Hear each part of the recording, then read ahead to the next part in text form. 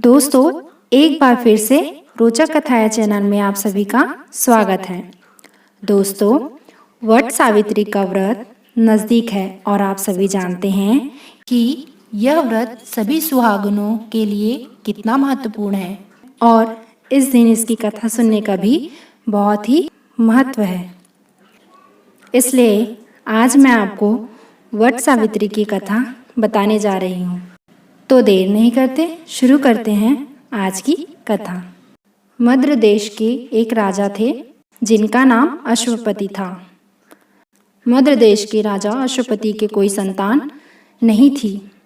उन्होंने संतान की प्राप्ति के लिए मंत्रोच्चारण के साथ प्रतिदिन 1,00,000 आहुतियाँ दी। 18 वर्षों तक यह क्रम जारी रहा। इसके बाद सावित्री देवी ने प्रकट होकर वर दिया कि राजन, तुझे एक तेजस्वी कन्या पैदा होगी। सावित्री देवी की कृपा से जन्म लेने के कारण कन्या का नाम सावित्री रखा गया। कन्या बड़ी होकर बेहद रूपवान हुई। योग्य वर न मिलने की वजह से सावित्री के पिता दुखी थे।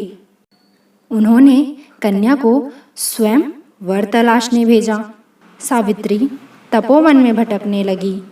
वहाँ साल्व देश के राजा धूम्रसेन रहते थे, क्योंकि उनका राज्य किसी ने छीन लिया था। उनके पुत्र सत्यवान को देखकर सावित्री ने पति के रूप में उनका वरण किया। ऋषिराज नारद को जब यह बात पता चली तो वह राजा अश्वपति के पास पहुँचे और कहा कि हे राजन, यह क्या कह रहे हैं आप? सत्यवान गुणवान है, धर्मात्मा है और बलवान भी हैं, पर उसकी आयु बहुत छोटी है। वह अल्पायु है। 1 वर्ष के बाद ही उसकी मृत्यु हो जाएगी। ऋषिराज नारद की बात सुनकर राजा अश्वपति घोर चिंता में डूब गए। सावित्री ने उनसे कारण पूछा तो राजा ने कहा, पुत्री, तुमने जिस राजकुमार को अपने वर के रूप में चुना है वह अल्पायु है। तुम्हें किसी और को अपना जीवन साथी बनाना चाहिए। इस पर सावित्री ने कहा कि पिताजी, आर्य कन्याएं अपने पति का एक बार ही वरण करती है।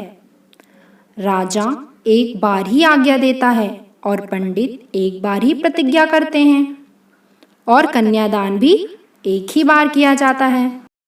सावित्री हट करने लगी और बोली, मैं सत्यवान से ही विवाह करूंगी। राजा अश्वपति ने सावित्री का विवाह सत्यवान से करा दिया। सावित्री अपने ससुराल पहुंचते ही सास ससुर की सेवा करने लगी। समय बीतता चला गया। नारद मुनि ने सावित्री को पहले ही सत्यवान की मृत्यु के दिन के बारे में बता दिया था। वह दिन जैसे जैसे करीब आने लगा, सावित्री अधीन होने लगी। उन्होंने 3 दिन पहले ही उपवास शुरू कर दिया। नारद मुनि द्वारा कथित निश्चित तिथि पर पितरों का पूजन किया। हर दिन की तरह सत्यवान उस दिन भी लकड़ी काटने जंगल चले गए। साथ में सावित्री भी गई। जंगल में पहुंचकर सत्यवान लकड़ी काटने के लिए एक पेड़ पर चढ़ गए। तभी उसके सिर में तेज दर्द होने लगा। दर्द से व्याकुल सत्यवान पेड़ से नीचे उतर गए। सावित्री अपना भविष्य समझ गई। सत्यवान के सिर को गोद में रखकर सावित्री सत्यवान का सिर सहलाने लगी। तभी वहां यमराज आते दिखे। यमराज अपने साथ सत्यवान को ले जाने लगे। सावित्री भी उनके पीछे पीछे चल पड़ी। यमराज ने सावित्री को समझाने की कोशिश की कि यही विधि का विधान है, लेकिन सावित्री नहीं मानी। सावित्री की निष्ठा और पति परायणता को देखकर यमराज ने सावित्री से कहा कि हे देवी, तुम धन्य हो, तुम मुझसे कोई भी वरदान मांगो। तो सावित्री ने कहा कि मेरे सास ससुर वनवासी और अंधे हैं, उन्हें आप दिव्य ज्योति प्रदान करें। यमराज ने कहा, ऐसा ही होगा, जाओ अब लौट जाओ। लेकिन सावित्री अपने पति सत्यवान के पीछे पीछे चलती रही। यमराज ने कहा, देवी तुम वापस जाओ। सावित्री ने कहा, भगवान मुझे अपने पति देव के पीछे पीछे चलने में कोई परेशानी नहीं है। पति के पीछे चलना मेरा कर्तव्य है। यह सुनकर उन्होंने फिर से उसे एक और वर मांगने के लिए कहा। सावित्री बोली, हमारे ससुर का राज्य छीन गया है, उसे पुनः वापस दिला दे। यमराज ने सावित्री को यह वरदान भी दे दिया और कहा, अब तुम लौट जाओ।